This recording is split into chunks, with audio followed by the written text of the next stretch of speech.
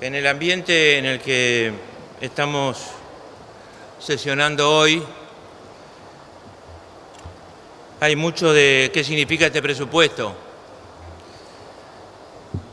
No hubiéramos tenido este ambiente seguramente si este presupuesto hubiera sido llevado de otra manera y no fuera además un presupuesto que a las apuradas el Gobierno elabora para cumplir con el Fondo Monetario Internacional sobre la base de un programa que desconocemos.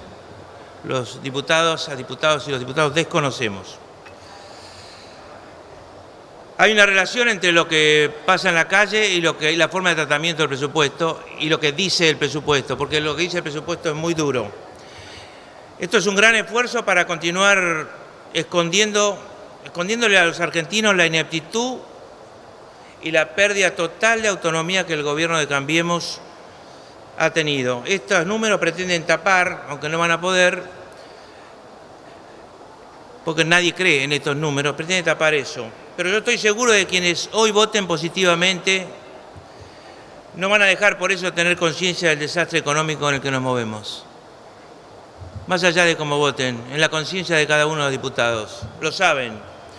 Yo creo que no hay un solo diputado que hable de brotes verdes, o que hable de crecimiento o de mejora del consumo, o que hable de baja de inflación, de estabilidad económica, de crecimiento exponencial de las exportaciones, etc. Todos esos valores que son importantes a la economía cuando crecen no son mencionados ya por ningún diputado de los que votan sí, o por lo menos por ningún diputado del oficialismo. Tampoco creo que de los que van hoy a votar afirmativamente haya alguien que piense en serio que esto va a mejorar, ni siquiera un poquito, dada la situación desesperante en la que han metido a millones de argentinos. Yo creo que lo único que le queda a un diputado es defenderse, a un diputado que vote a favor. Un diputado que vote a favor tiene que defenderse para llegar, como sea, a diciembre del año que viene, o si se quiere a las elecciones. Y aferrarse a qué? A la única fuente que se tiene para aguantar esta situación, que es más deuda. La deuda. Es lo único que crece y es lo único que explica esto. Para llegar también hacen falta denuncias mediáticas, hacen falta filtraciones de una justicia mediática, que la filtren a los medios y que se hable de eso todo el día. Mantener el relato para que la gente piense que algo bueno pasa, hasta que se canse del relato, porque la justicia es lenta también, Además de ser indiscreta, es lenta. Hay también una catarata cotidiana de ataque a cualquier forma de protesta. Hoy hubo una represión violenta cuando se podía prever que hoy era un día difícil. Sin embargo, tenemos una conducción de la seguridad que no prevé esas cosas, explica después que pega. Primero te pega y después te explica. Hay una descalificación permanente que, curiosamente, más que en boca de los políticos de Cambiemos, está tercerizada. Nosotros no discutimos mucho con los opositores, no es tan común. Ellos se guardan, nosotros discutimos con voceros, comunicadores, periodistas. Se ha tercerizado la oposición, descansan en ellos. Se puede mentir, recurrir a cualquier cosa, ofender, cualquier cosa que desvíe la atención con tal de que no se vea el desastre. Es una situación paradojal, ¿no? Los políticos de la oposición queremos discutir, tenemos que discutir con los periodistas que están dispuestos a discutir con nosotros.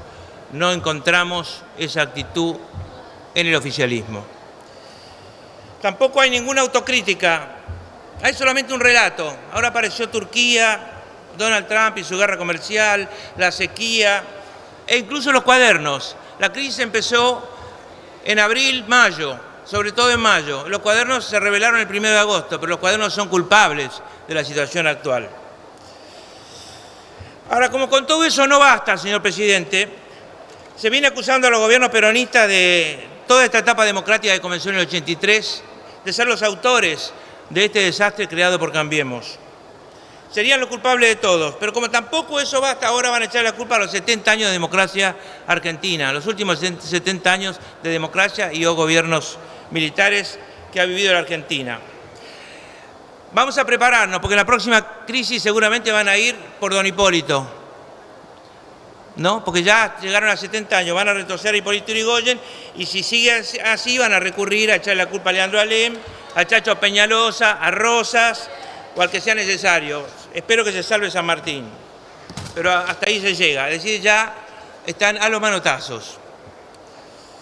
Hay también un doble estándar. Los años buenos se deben al mejor equipo de los 50 años, los años malos a la herencia recibida, o a la sequía, a factores externos, como ya mencioné, ¿no es cierto? Y por ahora estamos mal, estamos 3-1 en cuanto a años buenos y años malos. Solamente hubo un año más o menos salvable, que es el 2017. Los demás, de los 4 años, van a tener 3 años muy malos. Hay otro relato incluido en el presupuesto, además de este relato que estoy haciendo, es el relato para tapar, es el del optimismo de las proyecciones. El escenario que crea el presupuesto parece idílico al lado de lo que va a ser la realidad. Para que el 2019 termine con una caída del 0,5% del PBI, tendrá que aumentar entre el 4 y el 5% de la economía ese año, el 2019.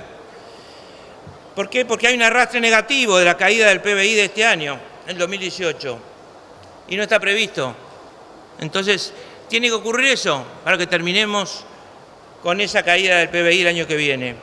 Y aún si eso ocurriera, lo que para mí es imposible, el 2019 terminaría con 2 puntos menos de PBI que el 2015 y con 6 puntos menos per cápita del que había en el 2015.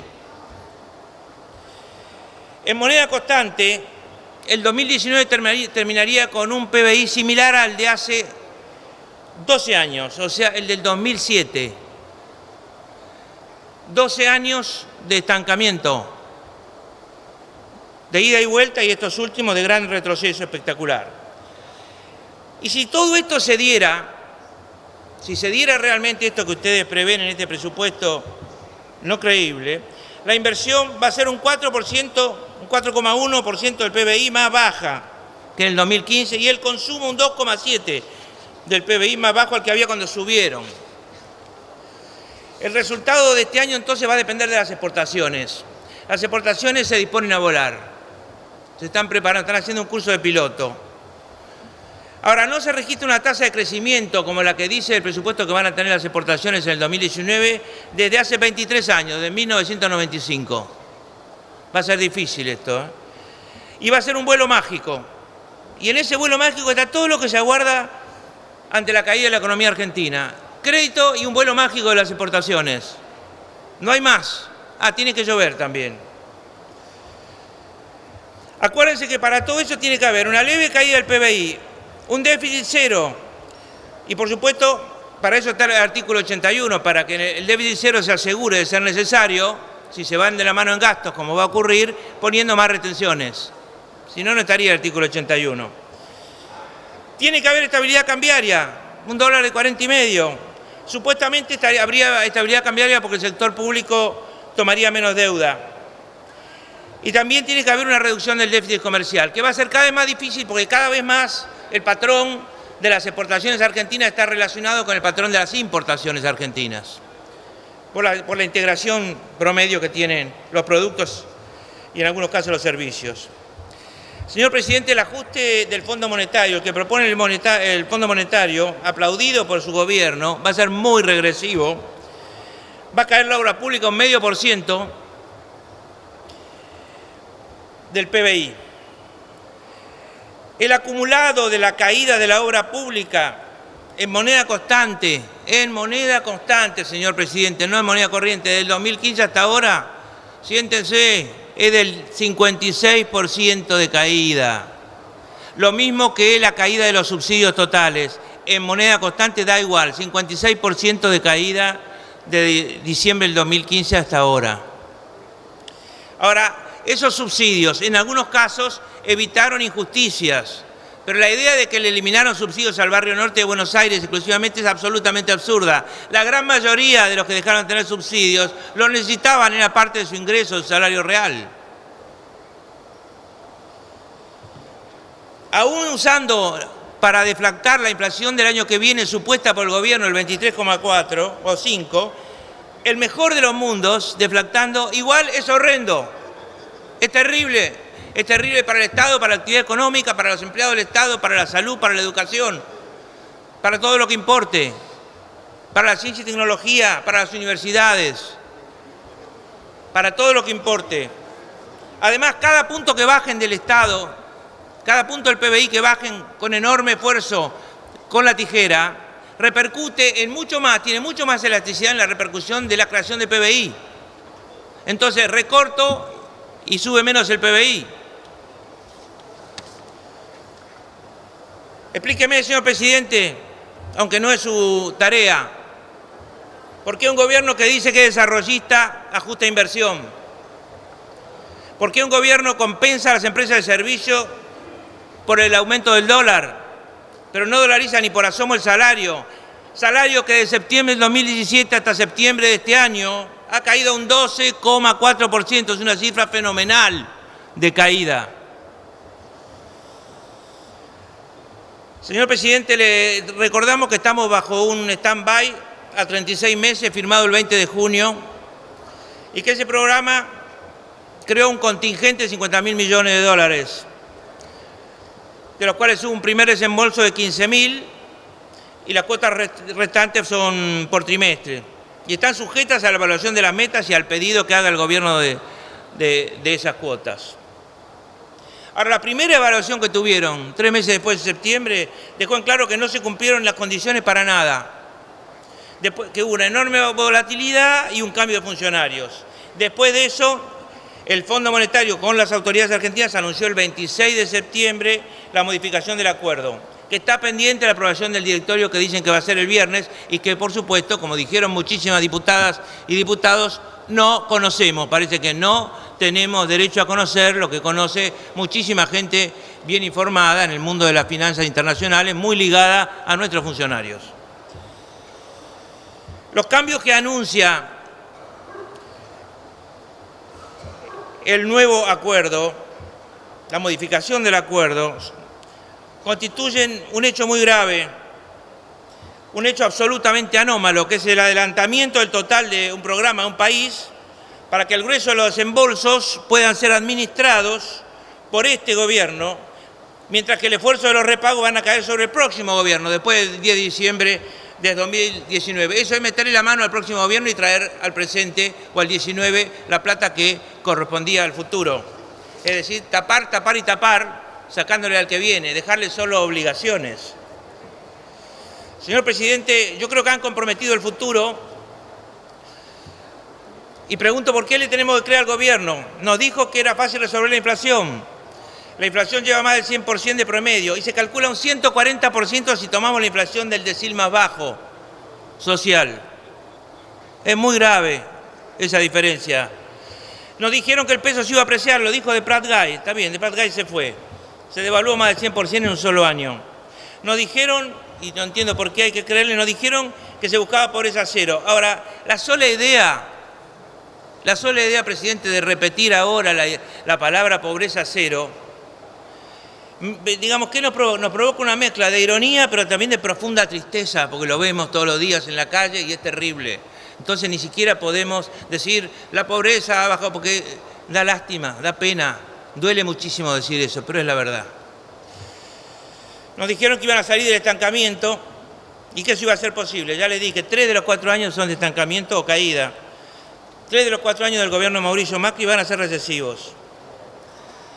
Ahogaron a las pymes, las ahogaron, las hicieron endeudarse mucho más, endeudarse con la AFIP, las hicieron despedir personal, las hicieron cerrar en muchos casos, ni que hablar cuando son comercio. Se olvidaron lo que decía Rogelio Frigerio. Rogelio Frigerio, el abuelo del ministro actual, que era desarrollista. Él decía, para las pymes el salario es el mercado. Y ustedes mataron el mercado y le siguen matando el mercado a las pymes. No son desarrollistas, como el viejo Frigerio, son neoliberales y hay que sacarse la careta. Ya llevan 2 años y medio de gobierno. Quisiera decirle también, para ir terminando, que el ajuste es sacrificio por definición.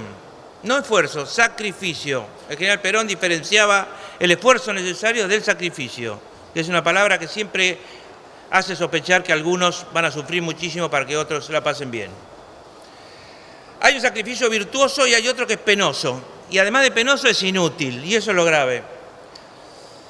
La pregunta es, ¿qué sacrificio tiene sentido o es virtuoso si cae el empleo, la inversión, la actividad y sube la pobreza? ¿Cuál es el sentido del sacrificio que se propone? Implícito en las caídas bestiales, en términos reales, que trae este presupuesto para los gastos que hacen a la gran mayoría de la población, a la atención de la gran mayoría de la población. ¿Quién va a creer eso? Es obvio, y por eso el interbloque de Red por Argentina, que presido desde hace unas horas, va a votar en contra del presupuesto sin dudarlo, porque no es solamente no creíble, señor presidente. Hemos votado presupuestos no creíbles, sabiendo que después la inflación los iba a transformar, etcétera. Y los hemos votado como herramienta. El problema de este no es que no sea creíble solamente, sino que lleva implícito adentro el recorte terrible del fondo. Esa es la gravedad del presupuesto, mucho más que no sea creíble. ¿Por qué para arreglar las cosas este gobierno cree que primero hay que destruirlas? Con lo que cuesta construir la economía, hacer el capitalismo popular, el capitalismo de clase media. Lord Keynes decía, el capitalismo es una flor frágil. Vienen los neoliberales, le pegan un bife y lo destruyen desde la financiarización. Es mucho más difícil reconstruir capacidades, memorias, reconstruir esperanzas, reconstruir esfuerzo, reconstruir riesgo, aceptación del riesgo, todo lo que implica la actividad económica y que está detrás, que termina siendo inversión en recursos, inversión en recursos humanos, inversión en tiempo, inversión en esperanza, que también todo eso integra la economía, por el crecimiento económico. Señor presidente, ¿para qué todo esto? Para un futuro. ¿Y cómo es el futuro? Es muy oscuro, señor presidente, es muy difícil ser optimista. No se puede ser un anunciador de catástrofe cotidiano, pero es dificilísimo ser optimista, es casi imposible. No hay beneficio a la vista. Lo que sí vemos es a nuestros nietos pagando la deuda que ustedes tomaron. No, señor presidente, no vamos a ser cómplices del sacrificio, eso se lo dejamos a ustedes. Votamos por no. Muchas gracias. Gracias, señor diputado.